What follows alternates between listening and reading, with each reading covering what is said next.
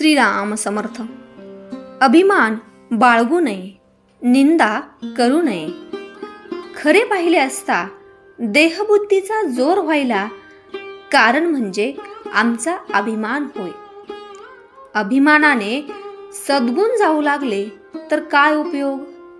ज्ञानी आणि अज्ञानी यांच्यात मुख्य फरक म्हणजे ज्ञानी अभिमान टाकतात तर अज्ञानी लोक तो वाढवतात. अभिमानासारखा मोठा शत्रू नाही. अंतरंगातल्या या शत्रूचा आपण शोध घ्यावा आणि त्याचा योग्य बंदोबस्त करावा. नुसत्या सत्कर्माने अभिमान जात नसतो. सापाला दूध घातले तरी त्याचे विषच होते, तसे अभिमानाला कोणतेही कृत्य घाला तो वाढतच जातो. आता याकरिता सत्कर्म करायचे सोडावे असे नाही, परंतु अभिमान न बाळगता ती करावी. मी करता ही भावना सोडावी. अभिमान हा बारशाला आपल्या बरोबर येतो आणि 12व्या पर्यंत आपल्या जवळच राहण्याचा प्रयत्न करतो. म्हणून नामरूपी अंकुशाच्या योगाने त्याला वेळीच हुसकून लावणे आवश्यक आहे. आपल्या अंतःकरणामध्ये निंदेची घाण आहे म्हणजे आपल्या विहिरीमध्ये खारट पाणी आहे.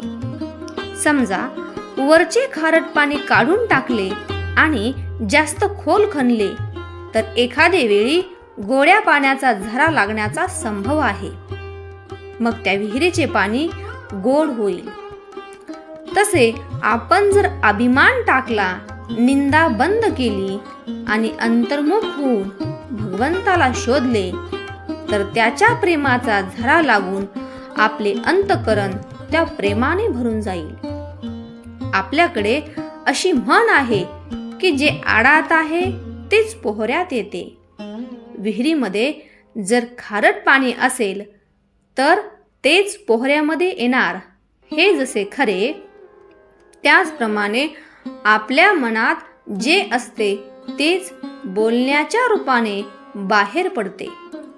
बोलण्यावरून माणसाच्या अंतःकरणाची परीक्षा होते.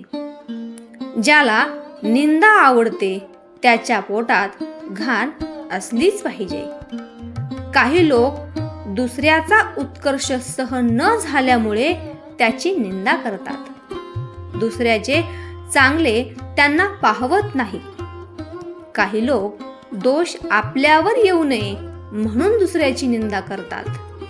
काही लोकांची दृष्टीच अशी वाईट असते की दुसऱ्यामध्ये दोष असो वा नसो त्यांना दुसऱ्यात दोष दिसतातच. भगवंताच्या मार्गाने जाणाऱ्याने दुसऱ्याच्या ठिकाणी दिसणाऱ्या दोषांचे बीज आपल्यामध्ये आहे हे ध्यानात ठेवून वागावे. त्याने दुसऱ्याची निंदा करू नये आणि आपल्या सामर्थ्याचा वा गुणाचा अभिमानही बाळगू नये. लोकांनी जे करू नये असे आपल्याला वाटते ते आपण स्वतः करू नये.